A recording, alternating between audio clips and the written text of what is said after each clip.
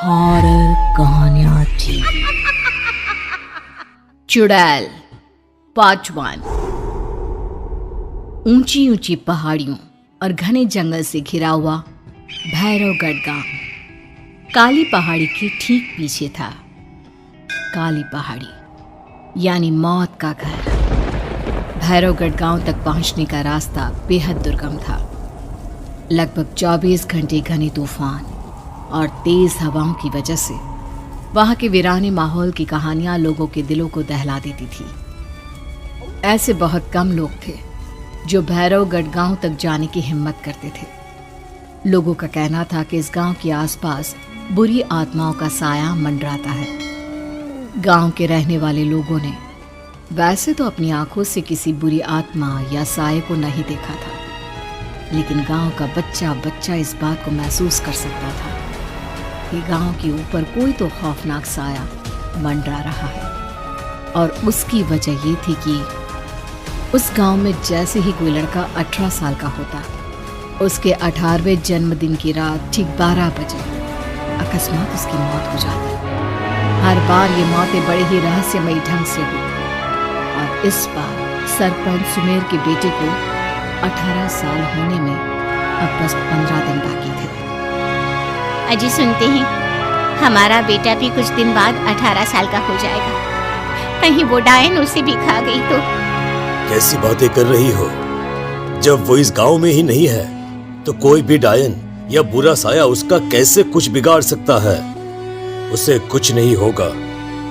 हाँ जानती हूँ, आपने उसे पढ़ाई के बहाने इस गांव से बाहर निकाल शहर भेज दिया है, लेकिन ये भी तो सच है ना कि वो बार बार यहाँ आने की जिद करता रहता है। वो चाहे कितनी भी जिद कर ले जानकी, पर मैं उसे इस गांव में कभी वापस नहीं आने दूंगा। मैं नहीं चाहता कि गांव के दूसरे लड़कों की तरह मेरे बेटे की भी अजीबोगरीब ढंग से मौत हो जाए। कभी कभी तो लगता है कि हम सब गांव वालों को हिम्मत करके अपने गांव को इस बुरी आत्मा से छुड़वा लेना चाहिए।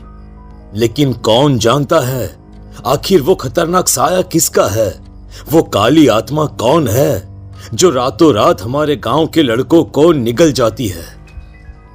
सुमेर और जानकी जब ये सारी बातें कर रहे थे तब रात के लगभग 10 बज चुके थे और हर रात की तरह भैरवगढ़ गांव एक भयानक काले तूफान की आगोश में था। बाहर चल रही तेज हवाएं और बारिश के बीच कभी कभी ऐसा लगता जैसे कोई बुरी तरह से चीख रहा है। किसी के तड़पने और चीखने की आवाजें गांव के कानों में बार बार टकराती, पर वहां रहने वाले किसी भी औरत या आदमी के अंदर इतना साहस नहीं था कि वो अपने घर से बाहर कदम रख के उन आवाजों तक पहुंच सके। सो जाओ जानकी और घर के खिड़की दरवाजे कसकर बंद कर दो। अब जानकी सब खिड़कियां ठीक से बंद करने ही लगती है कि तभी उसे अपने घर के दरवाजे पर जोर जोर से खटखटाने की आवाजें सुनाई देती है। इन आवाजों को सुनकर जानकी और सुमेर के चेहरे डर से पीले और हाथ पैर ठंडे पड़ जाते हैं। जानकी, जानकी, इतनी रात कौन होगा? पता नहीं, ऐसा लग रहा है कोई बुरी तरह से दरवाजा खटखटा रहा है। अरे हाँ, पर किसी की आवाज भी तो नहीं आ रही। क्या करूं? दरवाजा खोल लूं या नहीं? कहीं ऐसा ना हो कि किसी को हमारी मदद की जरूरत हो। लड़खड़ाते कदमों से सुमेर दरवाजे के करीब जाता है और अपने कान को दरवाजे पर रख धीरे से आवाज देते हुए पूछता है, कौन है? कौन है वहां? तभी एक बेहद डराने वाली आवाज उसके कानों से टकराती है। दरवाजा खोलो, दरवाजा खोलो, वरना आज की रात इस गांव में कोई जिंदा नहीं बचेगा। मैं जानती हूँ तुम्हारा बेटा 18 साल का होने वाला है। अगर उसकी जान की जरा भी परवाह है तो दरवाजा खोल दो। इस आवाज को सुनते ही सुमेर घबरा कर पीछे हट जाता है और जानकी को पूरी बात बताता है। कहीं वो डायन हमारे घर तक तो नहीं पहुंच गई? अब हम क्या करेंगे? मुझे दरवाजा खोलना ही होगा जानकी। मेरे पास अब कोई रास्ता नहीं है। इतना कहकर सुमेर डर से अपनी दोनों आंखें कसकर बंद करता है और कांपते हाथों के साथ झटके से दरवाजा खोल देता है। तभी किसी के जोर से हंसने की आवाज सुमेर और जानकी को सुनाई देती है। उस आवाज को सुन दोनों दरवाजे की तरफ देखते हैं और सामने अपने बेटे राहुल को खड़ा देख दंग रह जाते हैं। राहुल के हाथ में उसका मोबाइल होता है जिसमें से वो आवाज बज रही थी। ये क्या मजाक है? और तू यहाँ, तुझे मना किया था ना गांव में आने को, समझ में नहीं आता क्या? 18 साल का होने वाला है तू।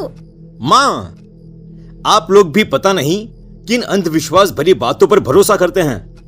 क्या क्या मैं अपने घर नहीं आ सकता? आप लोगों से नहीं मिल सकता? देख बेटा, हमने तुझे किसी वजह से ही इस गांव से दूर रखा था और यहां आकर तूने अच्छा नहीं किया। चल चल चल, मैं तुझे अभी के अभी वापस शहर छोड़कर आता हूं। ओफो पापा, आप बेकार की बातों से परेशान हो रहे हैं। बाहर इतना तेज अंधड़ तूफान चल रहा है, कहीं जाने की जरूरत नहीं है। मैं बस आप लोगों से मिलने आया हूं, कुछ दिन रहकर चला जाऊंगा। दिमाग खराब हो गया है इस लड़के का, नहीं जानता कि इस गांव में ये सुरक्षित नहीं है। किसने कहा था तुझे यहाँ आने को?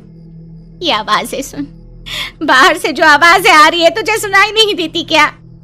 अरे माँ, जब जोर से तूफान चलता है, तेज हवाएं चलती हैं, तो इसी तरह की आवाजें आती हैं। ये बहुत नॉर्मल है माँ। नॉर्मल होगी तेरे लिए बेटा। 4 दिन शहर में पढ़कर आया है तो अपने माँ बाप की बात नहीं मान सकता। माँ, मुझे अभी बहुत जोरों से भूख लगी है, पहले कुछ खिला दो, और रात भी बहुत हो गई है। हम इस बारे में कल बात करते हैं, ठीक है? राहुल के वापस आ जाने से जानकी और सुमेर की आंखों की नींद उड़ गई थी। खाना खाने के बाद राहुल तो अपने बिस्तर पर जाकर सो गया, लेकिन जानकी और सुमेर पूरी रात उसके कमरे के बाहर पहरेदारी करते रहे। उन्हें पल पल इसी बात का डर था कि कहीं उनके बेटे को कुछ हो ना जाए। रात बीतती है, सुबह का सूरज निकलता है। अब जैसे ही वो राहुल को नींद से जागते देखते हैं तो उन दोनों के दिल को सुकून मिलता है। अरे माँ, पापा, आप अभी तक यहीं बैठे हैं? क्या पूरी रात सोए नहीं? जिनके जवान बेटे की जान को खतरा हो, उन माँ बाप को नींद नहीं आती बेटा। बेटा, अब तो वापस शहर चला जा। देखो माँ, मैं किसी जरूरी काम से इस गांव में आया हूं, और वो काम पूरा होने के बाद मैं खुद यहां से चला जाऊंगा। काम? गांव में तेरा क्या काम है?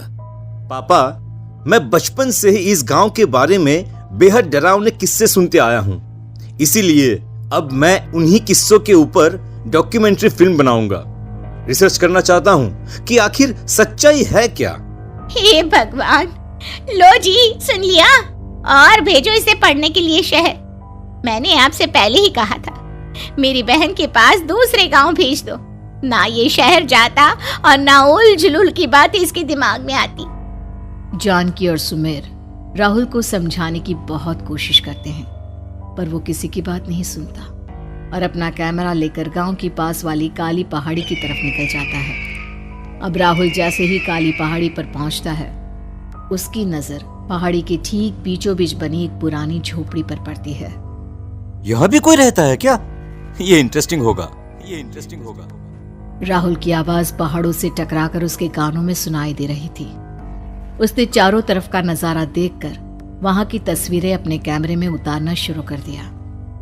तभी अचानक राहुल ने अपने कैमरे में खींची हुई तस्वीर को जूम करके देखा, और उसमें उसे जो नजर आया वो देखकर राहुल की होश उड़ गए। क्या सचमुच उस गांव के ऊपर किसी बुरी आत्मा का साया था? क्या राहुल की जान बच पाएगी? क्या देखा था राहुल ने उस फोटो में जिसे देखकर वो दंग रह गया? इन सवालों के जवाब जानने के लिए देखिए इस कहानी का अगला भाग।